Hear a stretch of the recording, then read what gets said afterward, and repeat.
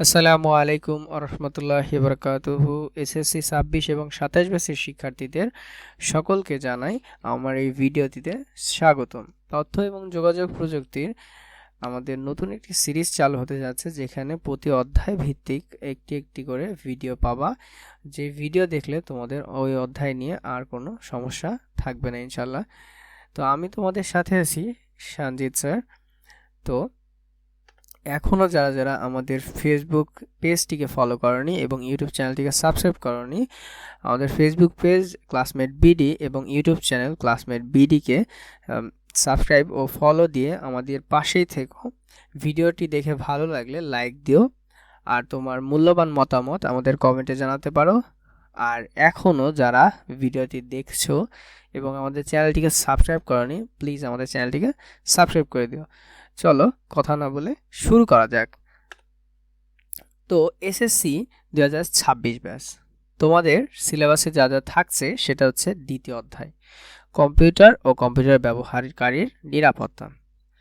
চতুর্থ অধ্যায়ে যা যা থাকছে সেটা হচ্ছে আমার হাতের লেখালেখি ও হিসাব। পঞ্চম অধ্যায়ে মাল্টিমিডিয়া ও গ্রাফিক্স। ষষ্ঠ অধ্যায়ে থাকছে ডাটাবেজ ও তার ব্যবহার। তো আজকে আমাদের ভিডিও হচ্ছে দ্বিতীয় অধ্যায় নিয়ে। তো দ্বিতীয় অধ্যায়ের আগে আমরা সম্পূর্ণ তোমাদের নাম্বার বিভাজন নিয়ে একটু আলোচনা করি। তো মোট তোমাদের নাম্বার থাকছে, এখানে তোমাদের মোট নাম্বার থাকছে হচ্ছে 50। এর মধ্যে তোমাদের 15টি থাকবে বহু নির্বাচনী, 15টি দাগাইতে হবে তোমাকে। নাম্বার থাকছে কত? 15 নাম্বার। এবং সংক্ষিপ্ত প্রশ্ন থাকছে 8টি, উত্তর দিতে হবে কয়টি? 5টি, যে কোনো 5টি 2 নাম্বার করে 10 নাম্বার। তাহলে 10 আর 15 কত হলো? তথ্য অংশে তোমরা লিখে তোমরা 25 নাম্বারের পরীক্ষা দিবা। এরপরে ব্যবহারিক থাকছে তোমাদের 25 নাম্বার। এটা দিয়ে মোট তোমাদের 50 মার্ক। এখানে তোমাদের পাস মার্ক হচ্ছে 16 এবং এ প্লাস নাম্বার থাকছে 40-এ। 40 পেলেই তোমরা এ প্লাস পেয়ে যাবে। এখন এক্ষেত্রে একটা জিনিস তোমাদের মনে রাখতে হবে কি, যে পাশের ক্ষেত্রে বহু নির্বাচনীতে আলাদাভাবে পাস করতে হবে, অর্থাৎ 8 পেয়ে তোমাকে বহু নির্বাচনীতে পাস করতে হবে। অর্থাৎ পাস নাম্বার বহু নির্বাচনী আলাদা, বহু নির্বাচনীতে 15টা টিক চিহ্ন থাকছে, সেখানে তোমাকে 8 নাম্বার পেয়ে পাস করতে হবে আলাদাভাবে। ওইখানে ফেল করলে কিন্তু তোমার ফেলই আসবে।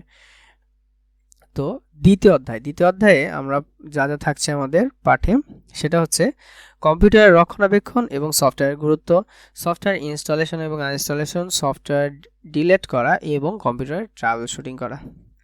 তো চলো এক এক করে দেখতে থাকি আমরা। তো কম্পিউটারের রক্ষণাবেক্ষণে সফটওয়্যারের গুরুত্ব। বর্তমান যুগে তথ্য এবং যোগাযোগ প্রযুক্তির যুগ, আর এই তথ্য ও যোগাযোগ প্রযুক্তির ক্ষেত্রে মূল যন্ত্র হচ্ছে কম্পিউটার বা প্রসেসর ও সফটওয়্যার নির্ভর যন্ত্র। এসব যন্ত্রে নতুন অবস্থায় খুব দ্রুত কাজ করলেও যতদিন যায় ক্রমশই ধীর হয়ে আসে।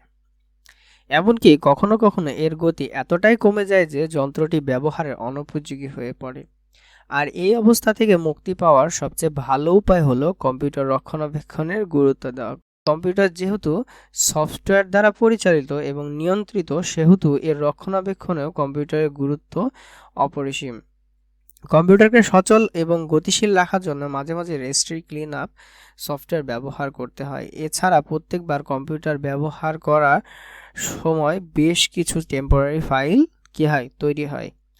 অনেক দিন এই ফাইল মুছে না দিলে হার্ড ডিস্ক এর অনেকটা জায়গা দখল করে রাখে এবং কম্পিউটার গতিকে ধীর করে দেয়। এই কারণে সফটওয়্যার এর সাহায্য নিয়ে মাঝে মাঝে এই ফাইলগুলোকে মুছে দিতে হয়। যারা কম্পিউটারে ইন্টারনেট ব্যবহার করে তাদের ইন্টারনেট ব্রাউজারে ক্যাশ মেমোরিতে অনেক কুকিজ এবং টেম্পোরারি ফাইল জমা হয়। এতে আইসিটি যন্ত্রটি ক্রমশই ধীর গতির হয়ে পড়ে। তাই প্রতিদিন সম্ভব না হলেও কিছুদিন পর পর কম্পিউটারের সফটওয়্যারের সাহায্য নিয়ে ক্যাশ মেমোরি পরিষ্কার করা একান্তই অপরিহার্য। বর্তমানে অ্যান্টিভাইরাস, অ্যান্টিম্যালওয়্যার ও অ্যান্টি স্পাইওয়্যার ছাড়াও আইসিটি ডিভাইস ব্যবহার করা অত্যন্ত ঝুঁকিপূর্ণ। তবে এসব সফটওয়্যার এখন ইন্টারনেট থেকে বিনামূল্যেই ডাউনলোড করে ব্যবহার করা যায়। এছাড়া কম্পিউটারের কাজ গতি ঠিক করে রাখার জন্য অনেক ব্যবহারকারী ডিস্ক ক্লিন আপ বা ডিস্ক ডিফ্র্যাগমেন্ট ব্যবহার করে। এই সফটওয়্যার দুইটি হার্ড ডিস্কের জায়গা খালি করে এবং ফাইলগুলোকে এমনভাবে সাজায় যাতে কম্পিউটারের গতি বজায় রেখে কাজ করতে পারে। সফটওয়্যার ইনস্টলেশন ও আনস্টলেশন। সফটওয়্যার ইনস্টলেশন এবং আনস্টলেশন। আইসিটি যন্ত্রগুলো সফটওয়্যারের মাধ্যমে পরিচালিত হয়, তাই কোনো আইসিটি যন্ত্রকে ব্যবহারের উপযোগী করে তোলার জন্য তাতে প্রয়োজনীয় সফটওয়্যার ইনস্টল করতে হয়।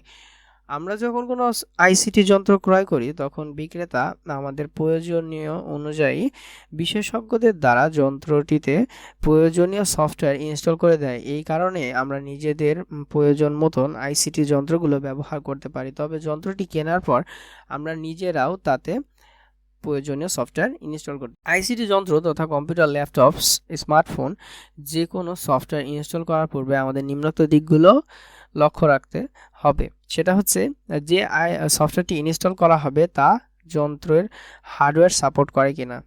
রিড সব ফাইলটিতে জরুরি কিছু কাজ এর কথা লেখা থাকে, তাই এই ফাইলটি পড়ে নিতে হবে। ইনস্টলেশনের সময় অন্য সকল কাজ বন্ধ করে নিতে হবে। অ্যান্টিভাইরাস সফটওয়্যার বন্ধ আছে কিনা দেখতে হবে। তারপরে হচ্ছে অপারেটিং সিস্টেমের অ্যাডমিনিস্ট্রেটরের অনুমতি আছে কিনা, এগুলো তোমাকে দেখে নিতে হবে। এরপরে সফটওয়্যার ইনস্টলেশনের প্রক্রিয়া। সফটওয়্যার ইনস্টলেশনের প্রক্রিয়া কী কী? সেটা হচ্ছে আইসিটি যন্ত্রগুলোতে সফটওয়্যার এর মাধ্যমে পরিচালিত হয়। এই সফটওয়্যারগুলো কম্পিউটার বা অন্যান্য যন্ত্রে ইনস্টল করতে হয়।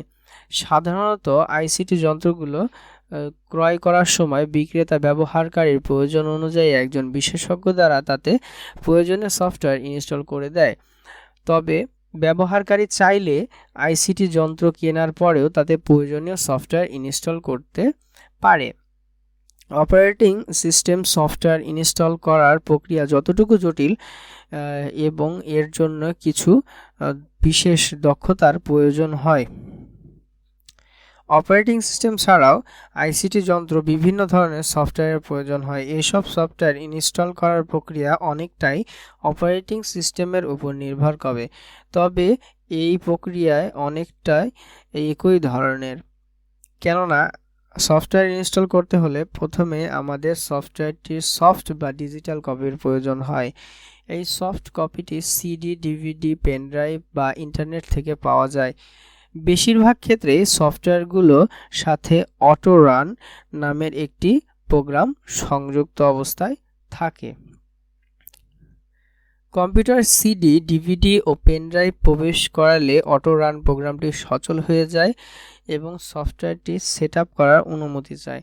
অনুমতি প্রদান করার পর পরবর্তী ধাপগুলো অনুসরণ করলে সফটওয়্যারটি যন্ত্রে ইনস্টল হয়ে যায়। সাধারণত যন্ত্রটি রিস্টার্ট করলেই ইনস্টলকৃত প্রোগ্রাম ব্যবহার করা শুরু করা যায়। এতক্ষণে আমরা দেখলাম সফটওয়্যার কিভাবে ইনস্টল করতে হয়। এখন আমরা দেখব সফটওয়্যার আনইনস্টলেশন প্রক্রিয়া। আইসিটি যন্ত্রগুলো সফটওয়্যার দ্বারা পরিচালিত হয়, তাই আমরা এই ধরনের যন্ত্রগুলো নিজের প্রয়োজন মতন ব্যবহার করার জন্য প্রয়োজনীয় সফটওয়্যার ইনস্টল করে নিই। এসব সফটওয়্যার কোনোটি প্রয়োজন আমাদের কাছে অনেক সময় ফুরিয়ে যায়, কিন্তু তারপরে আমরা এই সফটওয়্যারগুলোকে আমাদের যন্ত্রে রেখে দিই। এতে হার্ডওয়্যারের জায়গা নষ্ট হয়, ফলে যন্ত্রগুলোর গতি কমে আসে। আবার অনেক সময় আইসিটি যন্ত্রটির পরিচালনাও ঝামেলার সৃষ্টি হয়। তাই সবচেয়ে বুদ্ধিমানের কাজ হলো আইসিটি যন্ত্র থেকে প্রয়োজনীয় সফটওয়্যার ইনস্টল করে ফেলা। এখানে ভুল আছে, আনইনস্টল হবে, আনইনস্টল করে ফেলা। এই কাজ করতে অপারেটিং সিস্টেম আমাদের সাহায্য করে।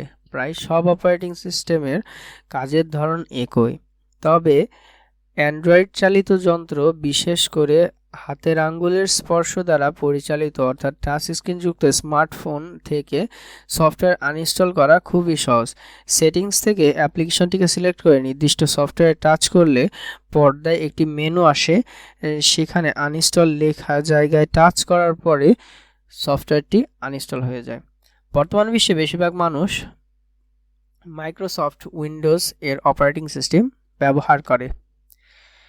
এই অপারেটিং সিস্টেম চালিত যন্ত্র হতে কোনো সফটওয়্যার আনইনস্টল করতে নিচের ধাপগুলোকে অনুসরণ করতে হয়। প্রথমত স্টার্ট বাটন থেকে কন্ট্রোল প্যানেলে যেতে হয়। এরপরে ডাবল ক্লিক করে অ্যাড অর রিমুভ অথবা আনইনস্টল প্রোগ্রামে ঢুকতে হয়। যেই ফাইলটি আনইনস্টল করতে হবে সেটি খুঁজে ক্লিক করে আনইনস্টল এ ক্লিক করলেই ফাইলটি আনইনস্টল হতে শুরু করে। আনইনস্টল করার পর সাধারণত কম্পিউটার রিস্টার্ট করতে হয়। তবে কোনো সফটওয়্যার আনইনস্টল করার সময় নিশ্চিত করে তা করতে হয়, অন্যথায় ভুলক্রমে এমন সফটওয়্যার আনইনস্টল হতে পারে যার কারণে যন্ত্রটি পুনরায় সফটওয়্যারটি ইনস্টল করা ছাড়া চালানোই সম্ভব নাও হতে পারে। তাই এক্ষেত্রে সবাইকে সতর্ক হতে হবে। সফটওয়্যার ডিলিট অর্থাৎ মুছে ফেলা। মূলত সফটওয়্যার আনইনস্টল করার মাধ্যমে আইসিটি যন্ত্র থেকে সফটওয়্যারটি মুছে ফেলা যায়, কিন্তু সেক্ষেত্রে আনইনস্টল করা সফটওয়্যারটির কিছু অংশ অপারেটিং সিস্টেমের রেজিস্ট্রি ফাইলে থেকে যায়।